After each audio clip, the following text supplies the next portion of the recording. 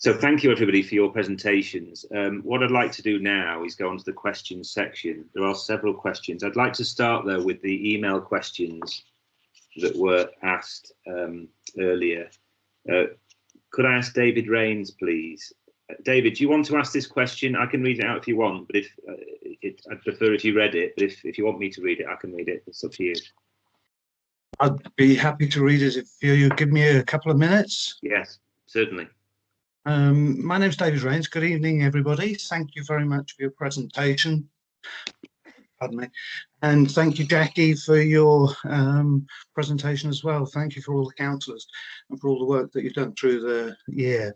On the 5th of July, it's the first anniversary, or it's the anniversary of the NHS's foundation, and it's the first proposed national NHS Social Care Frontline Workers Day. Being supported by a whole host of different organisations, the WI, Band Britain for brass bands, and the plan is that on that day there will be a whole series of events across the nation, including a raising of a flag, a minute's silence for healthcare workers and social care workers, frontline workers who have died during the pandemic, and there are events from the WI with cake sales and these kind of things. This year also, just before that date, my wife is retiring. I'm a cognitive behaviour therapist, and between the two of us, we have about 80 years service for the NHS, and the last work that I was doing was working for the World Health Organization in Syria and Libya, helping to train and work with mental health professionals to help build resilience. So it was lovely to hear Sarah's presentation talking about resilience. We wholeheartedly support all of the proposed plans that we have heard for the National Day for NHS, social care and frontline workers, but we're concerned. In terms of the morale and the cost, the toll on health workers, people are suffering, and sometimes a little more than another national clap on the doorstep is needed. So what we've done is to ask people to help us to create something a little bit more tangible in terms of a thank you to the people who served our community. We are going to have a picnic. Our plans at the moment is just in my neighbours and my own garden for as many people as we can cope over the weekend before the 5th of July, which is the date of the anniversary of the founding of the NHS.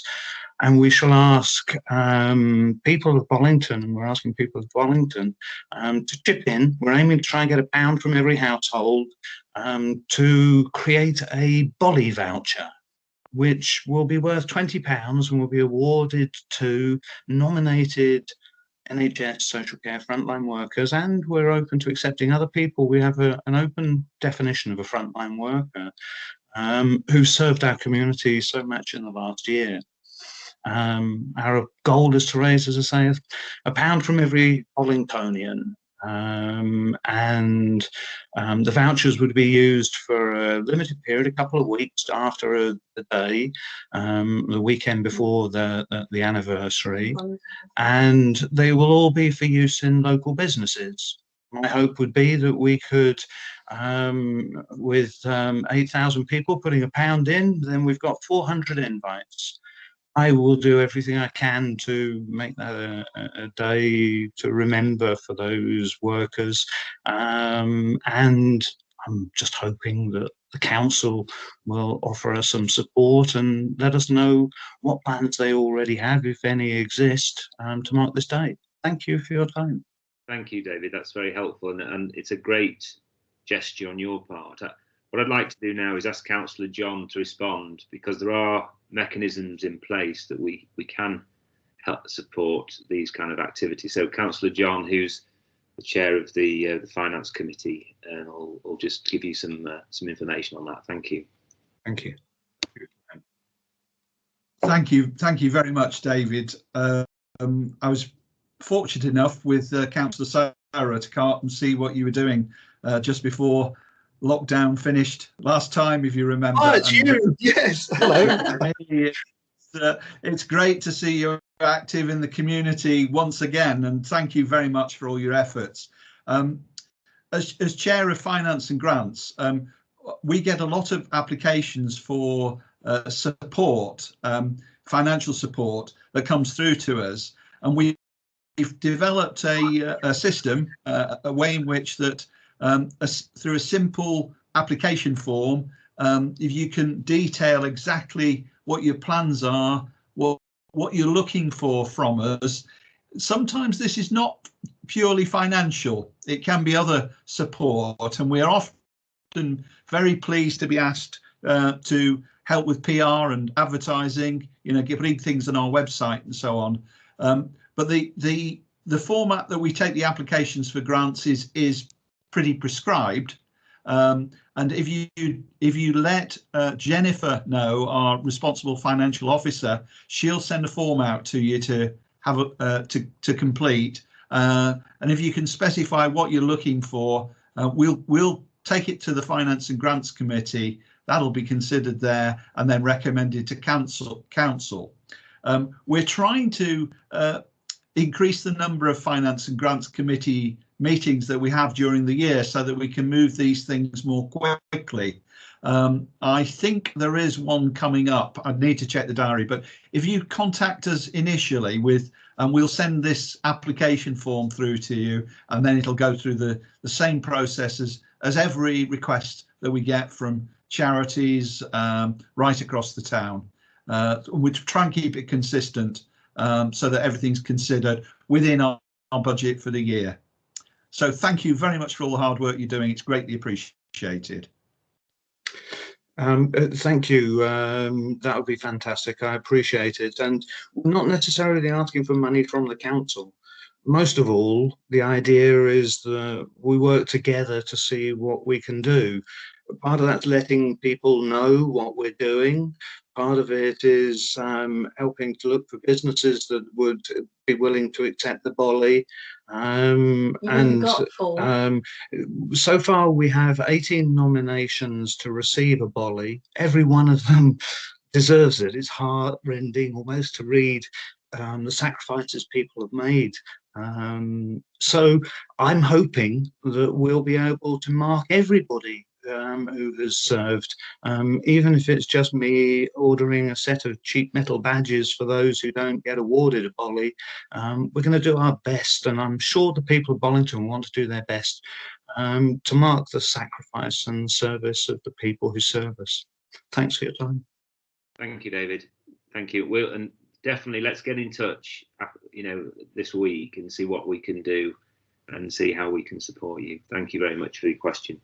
And there's details of all of this. I've created a Facebook page where people can find out how to donate, how to help, and anything that they think that could be included in this.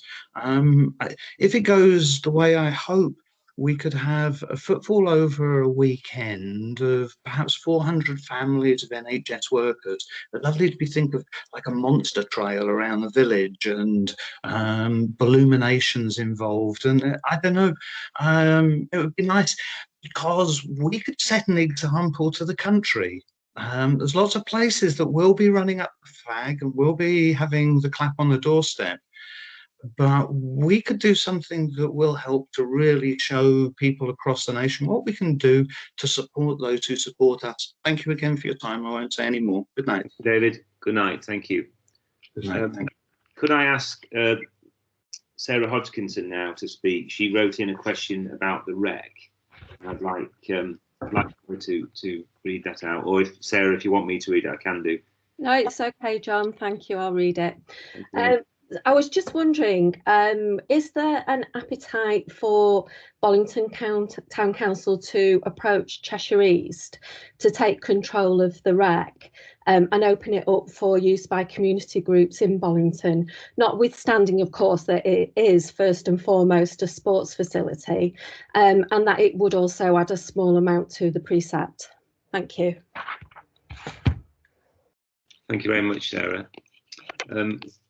Councillor Joe, would you like to respond to that, please?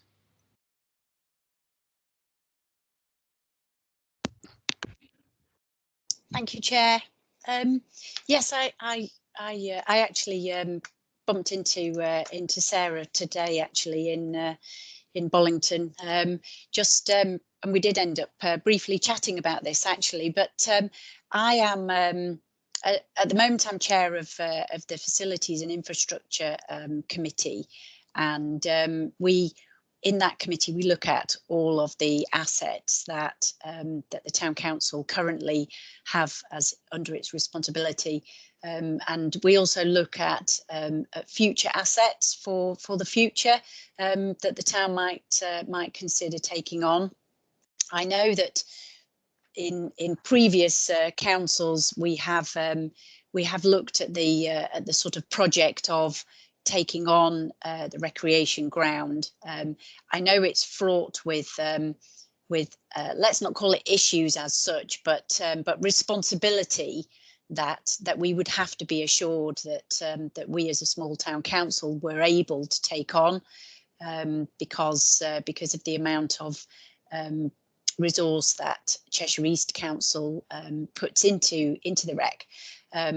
But in these times, especially during the pandemic, the rec has very much become the heart of our community and our town. People are using it more than ever to meet friends and have a walk and a coffee and letting the kids have a play. It is more than a sports facility, which is what Cheshire East view it as in many ways. So I would happily have this as an agenda item on the Facilities and Assets Committee, as it's going to be called from May, to at least look at the options, talk about the issues that we came across the last time it was discussed, and just maybe open up that discussion to see whether or not the council is in a position to start to think about it. We may even look at a co responsibility with Cheshire East. It would definitely be worth considering how we could approach it and what sort of benefit we could bring to the community if we took on that cost. So I'll take that on as an agenda item, if that's okay. Does that answer your question okay, Sarah?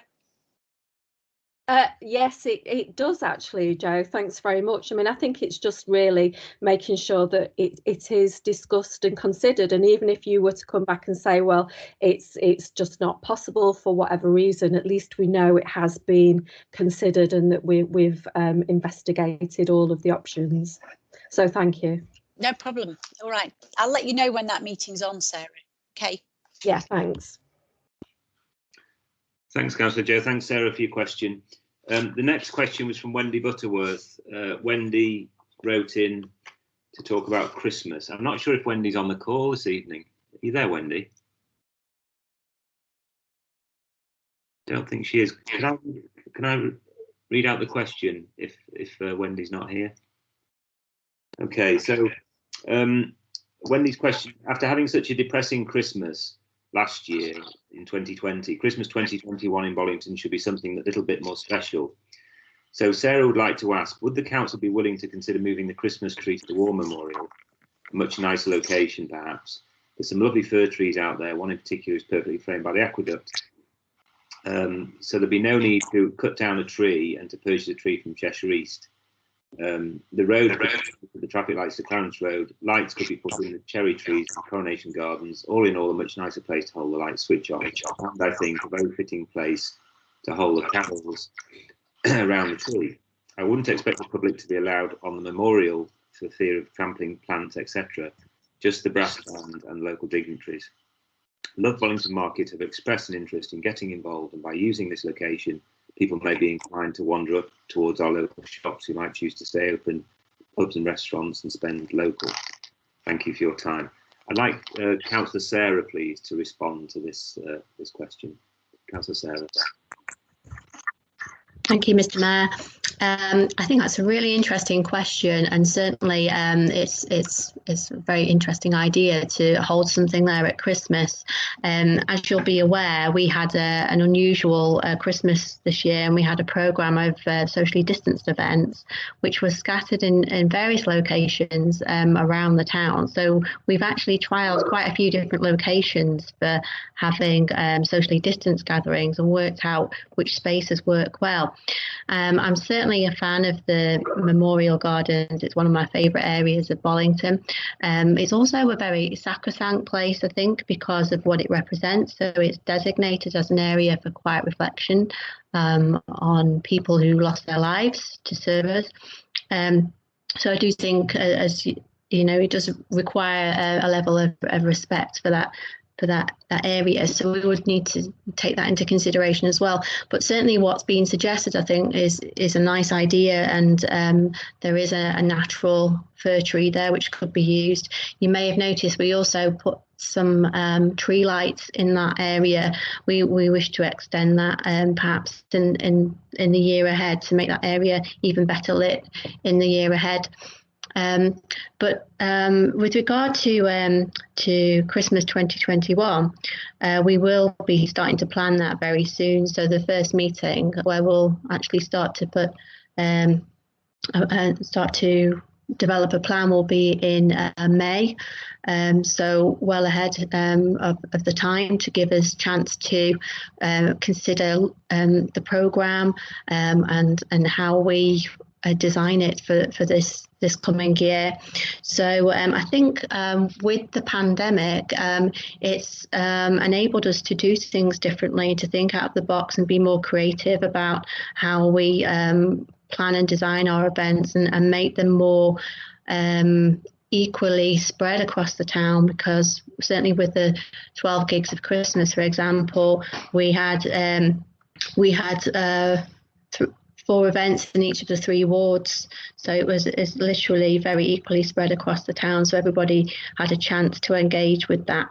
So thank you very much for that question. Certainly there will be opportunity for people to feed in further ideas as we get closer to that planning stage. Thank you. Thank you, Councillor Sarah.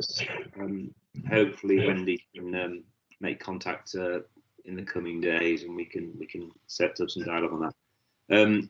I've really got to move things along. We've only got 15 minutes left, and we've got several questions. But the first one I picked up, I'm not sure what it was referring to, from SM Whittleston, saying this all sounds very interesting. Have you got a timeline for this? But I'm afraid I didn't pick up the reference. Could you please just let me know what the reference to was, and I can direct you to the right councillor.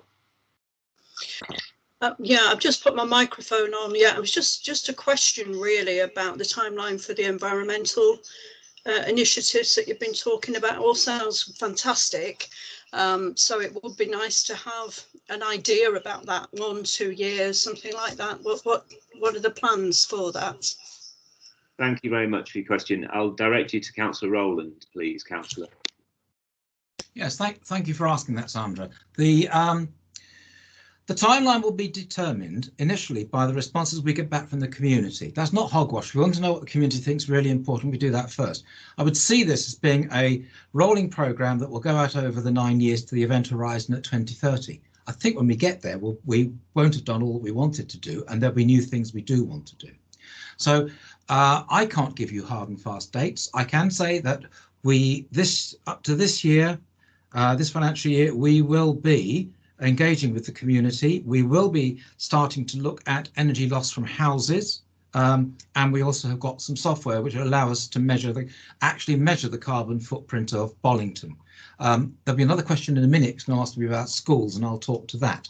So I'm sorry I can't say, you know, in 2021, 2022 we'll do this, 2023 we'll do that. We've got to wait for what the community comes back with, and the community says this is what we want. and then we must respond to that. But thank you for that question, because it's, again, it helps me and my friends in transition to think a bit more about what we want to do. Thank you. Yes, and can I just add, it would be really good to see how this melds in with the government's plans for sustainable housing and you know, all the sort of, you know, solar energy and all of that stuff as well. So, you know, if there are any plans to sort of work with the government on that for Bollington, you know, pushing the agenda for Bollington as part of that, you know, riding on the back of it, so to speak.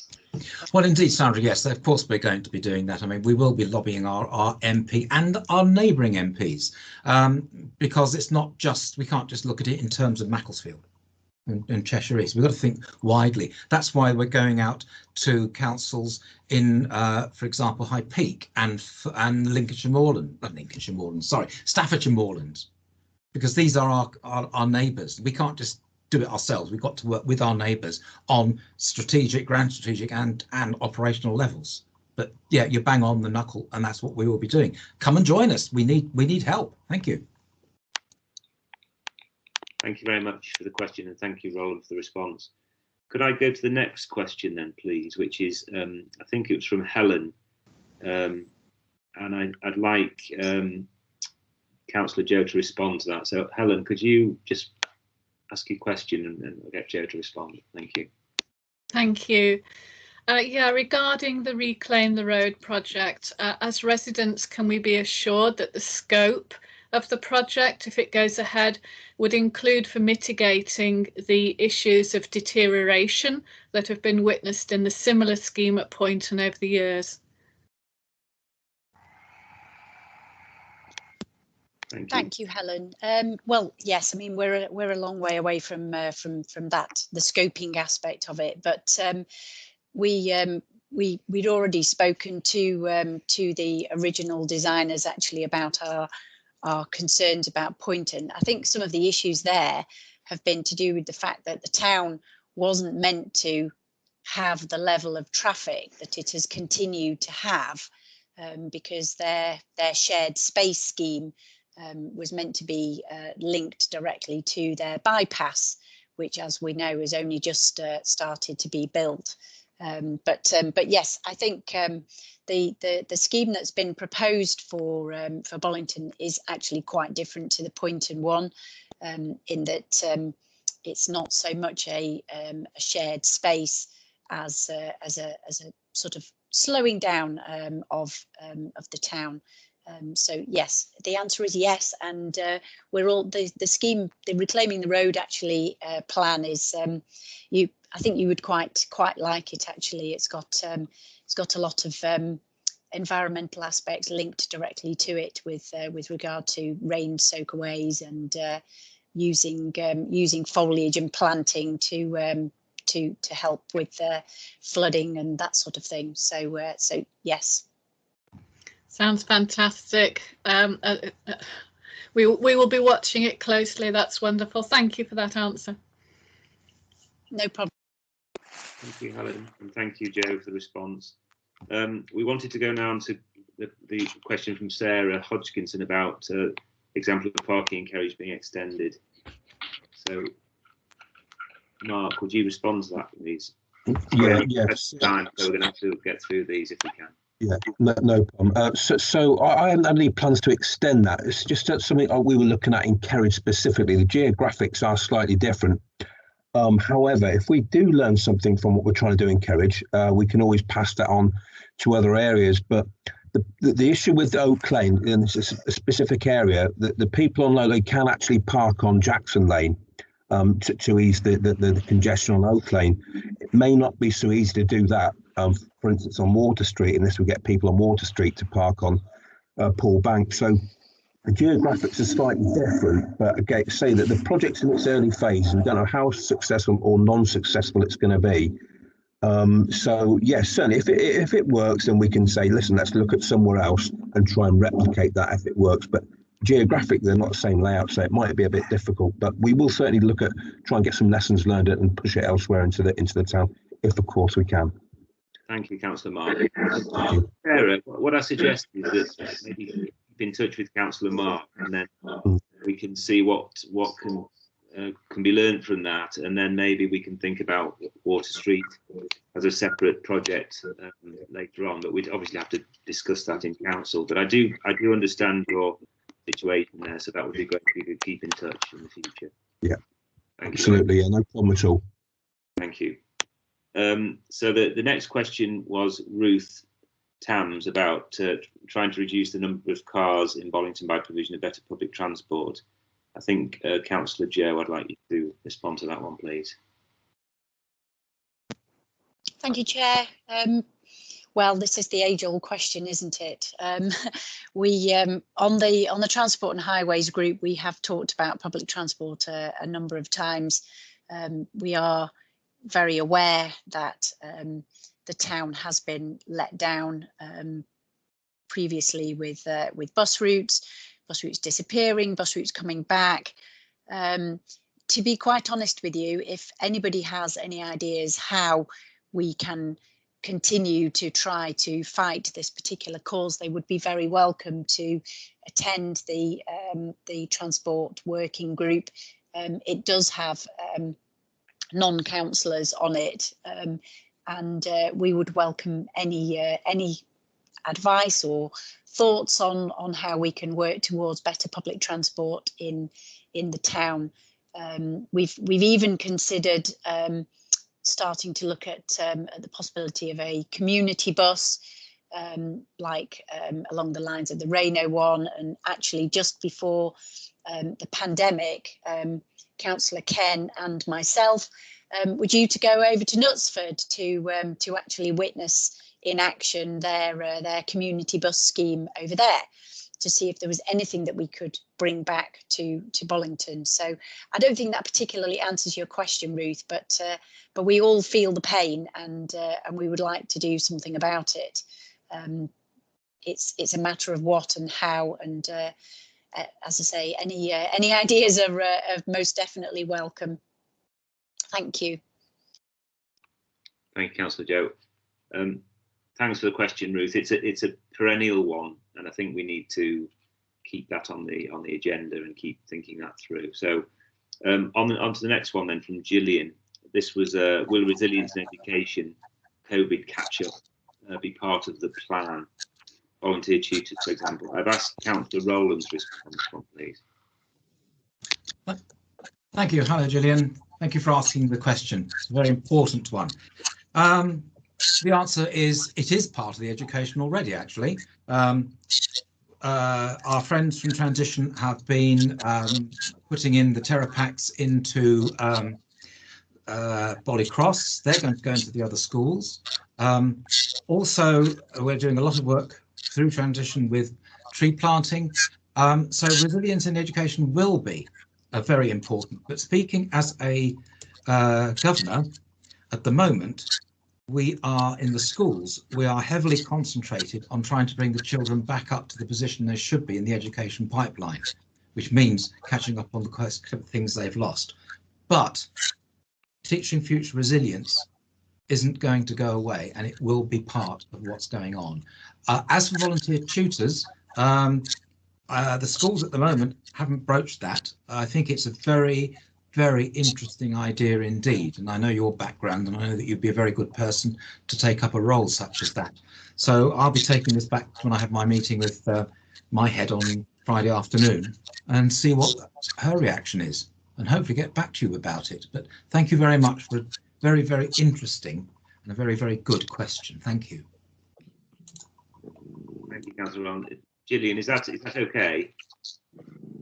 Yes, thank you, Roland. I had previously approached Tiddington High School last September, and they said, yes, we'll get back to you, and they never did.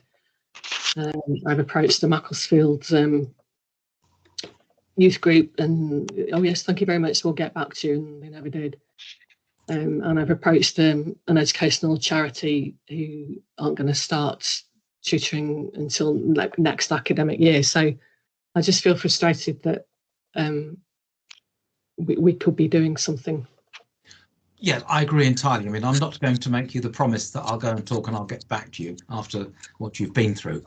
but I will find out what the feeling is, and I will respond back to you, because of course, obviously, we're on a number of WhatsApp groups together anyway. So you know where to find me, as it were. Thank you very much. Thank you. Thank you very much. There were 2 questions left. Before I go on to those, Veronica made a comment in the chat box earlier, to just remind us really that Bollington schools and churches, including St Oswald's, have also provided excellent support and care during the past year alongside other volunteers, and that's absolutely right. And it was omitted when I was doing my thank yous earlier, so I do appreciate, Veronica, thank you for that, and thank you for all your support throughout my mayoral year. Okay, so we move on to the last 2 questions. Sarah Hodgkinson, please, regarding the planters on High Street. Thanks, John. So all I wanted to ask really, the planters on High Street aren't really in keeping with the street scene. It is quite a historic old part of Bollington, and I was just wondering, they are actually full of bindweed, and I know that the bindweed has actually been getting into the grass on Marketplace. I was wondering, are they actually in the best place, or would it be better to relocate them to somewhere else where they're more in keeping and less or even just to deal with the weed problem? Sarah, I'd like to ask Councillor James to respond, please. Thank you very much, Sarah. I know the planters on High Street are very much Marmite, but I also believe that they were actually paid for by a small local group and are actually not part, not an initiative of Bollington Town Council. But what I can do is I can see if I can get in contact with the group and see if I can either get the planters removed or at the very least actually get them better maintained. I don't know if that's helpful. Well, I think it's at least worth having a discussion, and I've not got a down on them. I don't, I think they're a great idea. I think they're the right thing in the wrong place. Yeah, no, I take that on board and agree. But I think we'll have to get in contact with them and see what they say. Okay, thank you. Thanks. Thank you, Sarah. Thank you, Councillor James. So the last question now is from Chris regarding the EVC installation. Chris, are you with us still? Yeah, I am. Yeah, it's a question to Councillor Weston, I think. I think he's down there to answer it. I'm really interested in EVC installation, and I would buy an electric car tomorrow if there's a future in being able to charge them on, in the areas of Bollington where there's lots of cottages, and it's going to be quite tricky, I think, to get EVC installation. The original suggestion last year, John, was to use the lampposts as electric points because they have the right amperage in there. But if you just take High Street and Water Street, all but 3 of the lampposts are against the houses, which makes that impossible to utilise. The alternative proposed last year at one of the meetings was to install bollards, but the curbs on these 2 streets are very narrow as well. Now, there are initiatives across the country. I know in Nottingham, they're now charging all taxis with under tarmac pads where you just drive over them and it's wireless charging. So it's really thinking about the future of where we might be for Bollington, which we can't use some of the conventional methods, which are possibly the cheaper ones, but aren't going to work in Bollington, John. Yes, yeah, thank you for that question, Chris. It's appreciated. I think there is a huge challenge facing us when we think about the percentage of cars that are going to be electric from 2030 onwards. It's going to grow at an amazing rate, and you're quite right. If you put a parking electric vehicle charging point at the roadside, you really have to, at the moment, look for a way to stop combustion engine vehicles parking next to it. So one of the challenges we have in Bollington is that if we put electric vehicle charging points on the lampposts, we'd then have to restrict parking to electric vehicles only while they're being charged against that lamppost. So part of the reason that we started with the easy one, if you like, is that we've created new spaces on Poolbank Car Park for these electric vehicle charging points. We're not interfering with the combustion engine spaces, for example, on Poolbank. My own feeling, and this is, you know, just a personal view, not the view of the council, is that we will have to consider becoming what you might say an electric village, where you have parking right throughout the whole of the area with terraced charging points throughout the whole of the area with terraced cottages, so that it doesn't matter where you park, you're going to be next to an electric vehicle charging point. How we achieve that? Well, I think the technology is not quite there yet. As you say, there are these mat style charging points that you drive over, and it attaches a bit like you charge your phone on a pad. But you know, these are a little bit further into the future. So it's challenging, it's interesting, and it's been a real education for me, learning with Transition Bollington over the last year or so about how we get these things in place and where we get them in place. It has been quite a challenge. But thank you for your question. We're still thinking about what the future holds, and we'll very interested in having people on our working groups that have a point, have a viewpoint. Do join Transition Bollington if you're interested, and do contribute to the debate. It'd be good to have your comments. So thank you, Chris. Thanks, John. Thank you, Councillor John. Thank you, Chris, for your question.